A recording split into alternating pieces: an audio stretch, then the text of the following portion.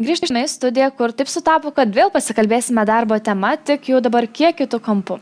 Sunkumus patiriančioms mamoms grįžti į darbo rinką dažnai trukdo ne tik finansiniai ar praktiniai iššūkiai, bet ir prarastas pasitikėjimas savimi. Pirmą kartą atliktas KTU tyrimas atskleidė, kas iš tiesų padeda moteriams susigrąžinti tikėjimą savo jėgomis ir žengti pirmuosius žingsnius profesinio gyvenimo link. Tad apie šiuos rezultatus ir į darbo rinką mamoms padedančioms grįžti iniciatyvos 1000 moterų projektas patirti šiandien ir pasikalbėsime su projekto iniciatorė Inga Jablonskė. Sveiki. Sveiki.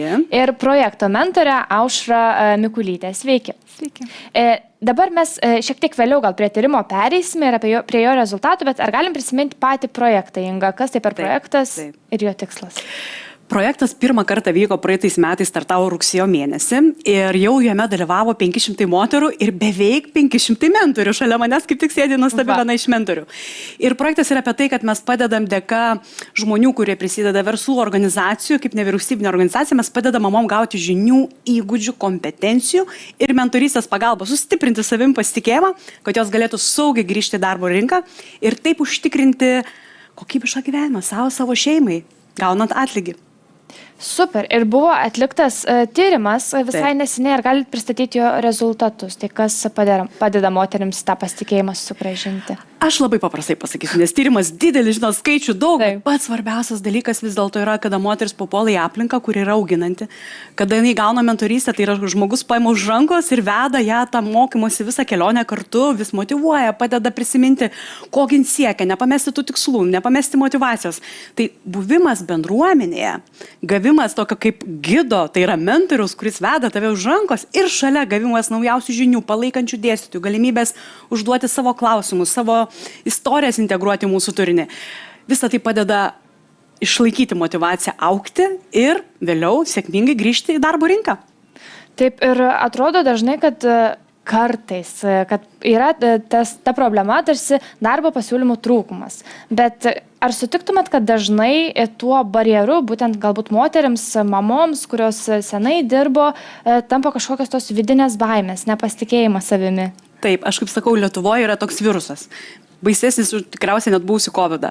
Tai moteris be galo nepasitikė savim ir dažnai nuvertina savo kompetenciją, savo žinias. Juk įsivaizduokim, net jeigu tu esi mama ir tarkim dabar auginai 2 mažamečius vaikus, ar ne?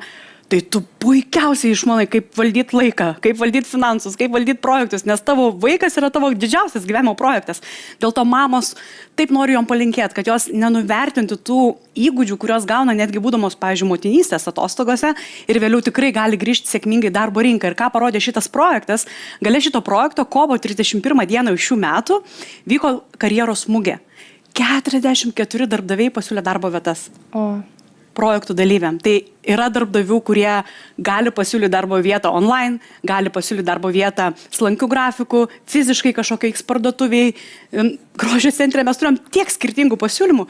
Dėl to pirmiausia, sugrąžinkim pasitikėjimą savim, paimkim šalia mentorių, kuris primins tai ir pasakys, tu gali. Ir viskas yra įmanoma tada. Aušra, jūs esat viena iš tokių mentorių. Tai kas čia dabar yra? Kodėl tos moteris taip praranda tą pasitikėjimą savimi?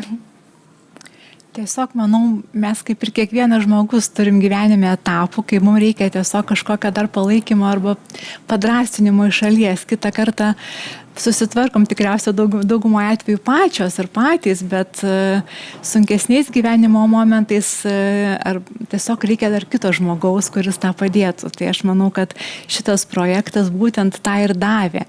Aišku, labai buvo geri visi mokymai nuotoliniu būdu, tikrai programos nuostabios, mums visoms būtų naudinga jas išgirsti ir išmokti. Bet aš manau, kad iš tikrųjų visoms moterims tai buvo svarbus labai žingsnis tas turėti šalia mentorę, kuri tiesiog net nesakys, ką daryti, bet šalia bus ir pasakys, kad šaunuolė, tu jau tą padarėjai, kaip gerai tau pavyko. Ir manau, kad tą mažą žingsnelį jinai žengus ir pamatė, kad pavyko, va tada atsiranda tas pasitikėjimas. Ir čia aš manau, kad visiems kartais būna tokie etapai, kur pritrūksta tos truputėlį tokio postumio. Bet su kokiom mintim galbūt ateina dažniausiai tos moteris, gal šiek tiek ir patirtim galit pasidalinti, ką jos atsineša, ką sako?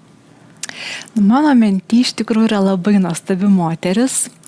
Jinai minčių turėjo ir tokių užuomazgų, ką jinai norėtų veikti gyvenime, bet buvo neapsisprendus, norėjo truputėlį padrasinimo, norėjo galbūt pažiūrėti, ką galima dar nuveikti, norėjo tiesiog pakeisti savo karjerą, ką jinai prieš tai dirbo, šiuo metu augina mažą kūdikėlį ir nebuvo tikra, ar nori grįžti į savo tą profesinę karjerą. Tai manau, kad šitas projektas, šita programa, tai tobula platforma moterim šitam tokiam dvejojimo etape.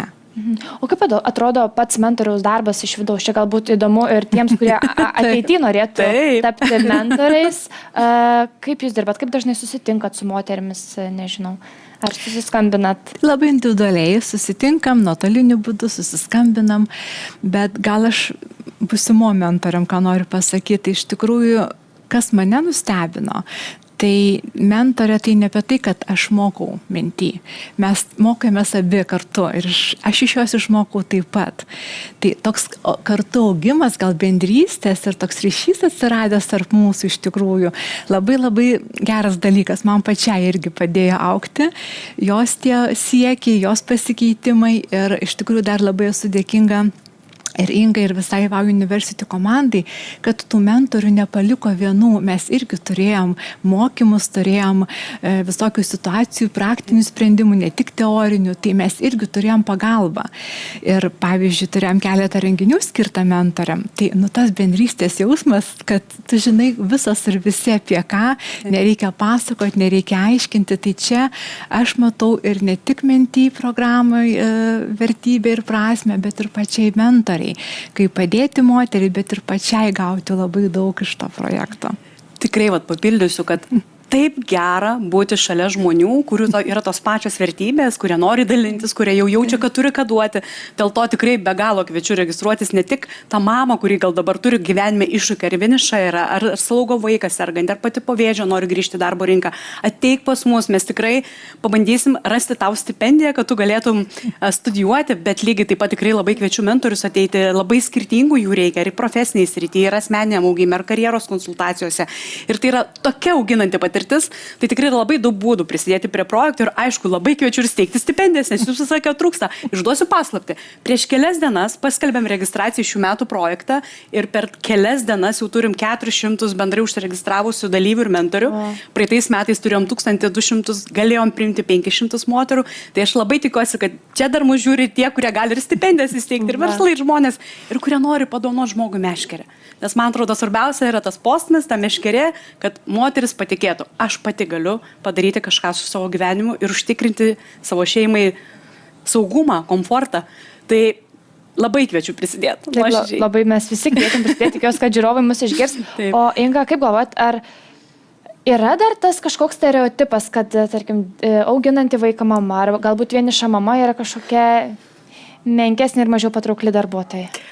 Liūdna pasakyti, bet labai taip. Ir ypač regionuose. Dėl to ir net šitam projekte mes prioritetą teikiam būtent dalyviam, kai buvo atrankos procesas ar ne, kurios yra regione, kurios, pavyzdžiui, daugia vaikas, mamos augina mažamečius vaikus ir panašiai.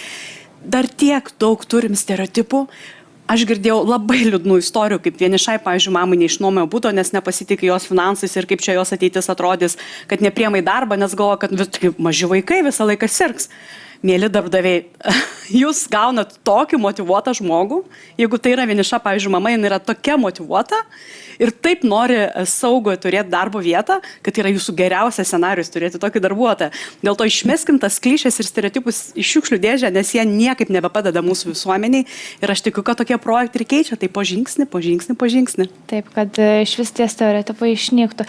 Ir pabaigai, Aušra, dabar jeigu žiūri mus galbūt vieniša mama, moteris, kuri nori kažką keisti savo gyvenime, nori naujos karjeros, nori grįžti tą darbo rinką, kokį patarimą duotumėt, kad dabar gal šiek tiek padrąsinti ir pastumėt ją? Aš tikiu, kad dauguma moterų galvoja, kad aš dar nepasiruošus, aš gal dar kažkada, bet mielos moteris, nebus tokio momento, kad aš būsiu pasiruošus. Reikia tą mažą žingsnelį žengti dabar, užsiregistruoti. Galite ir 1000 moterų projektą ar šiaip kreiptis pagalbos, bet reikia to mažo žingsnelio dabar. Dabar. Ačiū labai už tai, ką darot ir didžiausios Labai. sėkmės ateityje, nes projektas dar tikrai vyks ir tikiuosi dar daug Startuojam gražių rudenį. darbų. Taip, dar daug Dėkojam. gražių darbų bus nuveikta. Ačiū Jums labai. Dėkojam. Ačiū labai.